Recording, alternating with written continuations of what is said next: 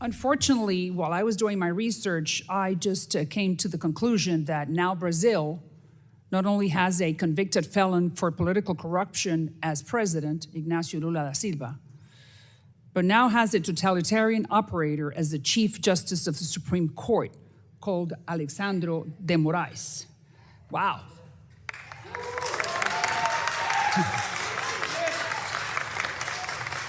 Thank you. I mean, there's nothing to celebrate. Poor Brazilians, they deserve a lot better. The most important country, saying it, finally. The most important country in the, economically speaking, or the largest economy in the Western Hemisphere, I mean, South America, I should say, to be more precise, deserves better. So, having said this, Elon Musk, the owner of Twitter, has become a target to the highest court because he shoots back. And that's the way you do it in a democracy. Really, we do not know if the Supreme Justice, Mr. de Moraes, is a socialist, or he's a useful fool, or he's a useful idiot for the socialists. But we do know that he is curtailing the most fundamental right that any democracy, including the Brazilians, have, which is free speech. And I really do not understand why. So that's why. Thank you very much, Mr. Schellenberger, for being here with us. And I do want you to explain to us, why do you think that Elon Musk and Twitter is in the crosshairs of this gentleman? I think the short answer is that X and Mr. Musk just grew fed up with all the illegitimate, unconstitutional, and illegal requests for censorship. It's such a radical demand. In one case, we know that G. Moraes was demanding that X deplatform a sitting member of Congress for content that he had posted on different social media platforms. This is completely absurd and outrageous. All of the claims, all of the major claims that the Brazilian government has made against Musk and including against me are disinformation themselves, including the idea that somehow this is a money play by Musk. The first thing that he said was, we're probably going to lose all of our financial business there and we may go bankrupt. Well, a few days later, the Brazilian government halted all advertising on X. In fact, when I was in Brazil, I was still seeing Brazilian government. So for what you're telling me, I understand that then the president of the country and the chief justice are in cahoots. Is that what you're telling me? That's what it appears to be the case. Do we have any proof of that? Well, we do know that, yes, we saw media reports while this controversy was going on that G. Moraes had been meeting with Lula and his advisors and coordinating some sort of a response. But G. Moraes was there before Lula was elected once again? Yes. So do you know if they had a previous relationship as friends in previous governments? I mean, what is known about his motives? Who does he work for? Well, the latter question is a very interesting question, but we definitely know that they reconciled their relationship once Lula was elected president and came to power. Reconciled? Why? They had some arguments before. Yes, and that reconciled, and and then we saw in response to Elon Musk's standing up for free speech in Brazil, we saw G. Moraes go to Lula and spend time with Lula and his advisors, making the case that they needed to continue to fight for more censorship. And why do you think that Twitter in particular has caused such an irritation? I just think it's because Musk has got enough resources to be able to stand up to the Brazilian government. It's not easy and I don't think other platform CEOs, besides Rumble and X, have shown the courage. I mean, I think we're not naming the names here, but Google, Meta, Facebook, Instagram, these platforms are allowing the censorship to continue. And I commend Elon Musk for doing that. Very good. That's exactly what he needs to do, not only in Brazil, but he needs to create the Brazilian model as an example that someone that has...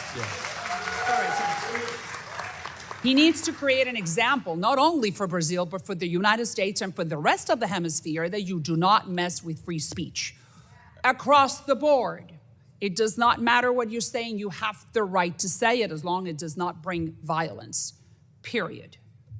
So there are two facts here that I think could shed some light on who Mr. de Moraes is, and these are facts. Number one, he gave the order to take down a post that said that Lula da Silva supports Daniel Ortega, the dictator of Nicaragua. Well, yes, it's true. So why can the Brazilians not know that? So Mr. de Moraes ordered to bring it down. Number two, he gave 1 hour to the company, to Twitter, to take down posts by conservative politicians, or they would be fined $30,000. So 1 hour, what about if you read the email 30 minutes into it? So you only had 30 minutes to bring it to, take it down, or be fined $30,000. And those two politicians are here, Carla Zambelli and Marcel Van Hatten. Is that true? Yes. If I can step in here, we at Rumble have also received these requests, multiple, 9 in total. Our decision was to immediately leave Brazil upon these requests and no longer do business in Brazil based on protecting human rights of free speech. These requests— That's exactly what they want you to do, leave, which is what Musk is not doing, staying. I would say that actually the best move is for all of us is to protest and turn off the platforms and not comply with their orders. Rumble did not comply with Moraes' orders. And at this point right now, the other platforms are still in compliance with the orders.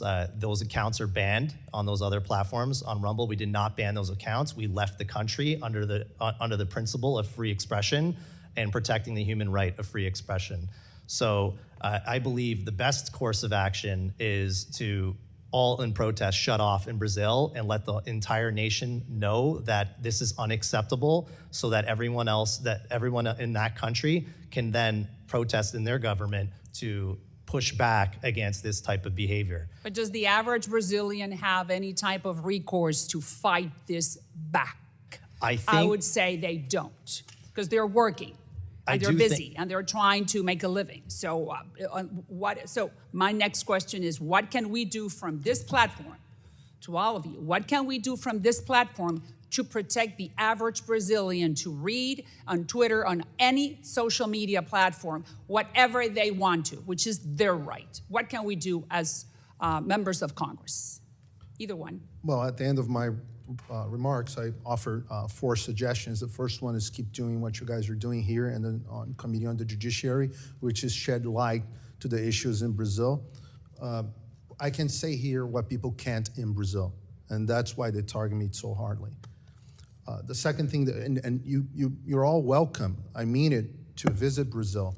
The mere fact that you go to Brazil and you talk in our house, and I speak on behalf of the Brazilian members of Congress, that we will hold hearings with you if you come to our country, and that itself will shed light. Light is important. I quoted the Bible verse, John 8:32, that you shall know the truth, and truth shall set you free. Right.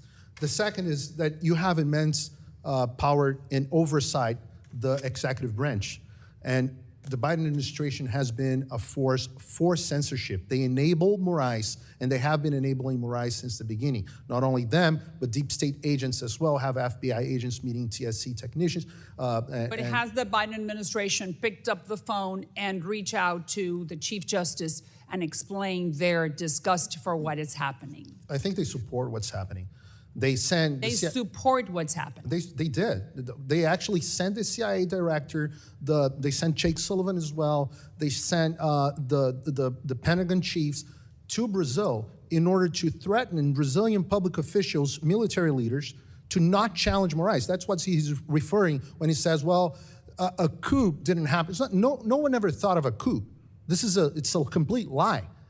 A coup was Biden administration is interfering. They openly interfered. There's a piece of the Financial Times, 2023 piece of the Financial Times, called the discreet campaign of the United States to defend Brazil's election. Defend Brazil's election meant that we couldn't challenge the serious concerns that we have about our electoral system. I mean, 82% of Brazilians, of the President Bolsonaro's voters, don't believe in the system. What, they should all be silenced? I should ask him, because 82% of the election of Bolsonaro, 37% of the country should be silenced because they have concerns about a public service, because the Supreme Court decided that we cannot criticize an electoral system. The United These States are public has no officials. business in interfering in elections in any other country. Well, We they're have doing enough it in problems Brazil. with ours. They done in Brazil. Thank you very much for that information, and I'm sure that Chairman Smith, we will take some action. Thank you for your info.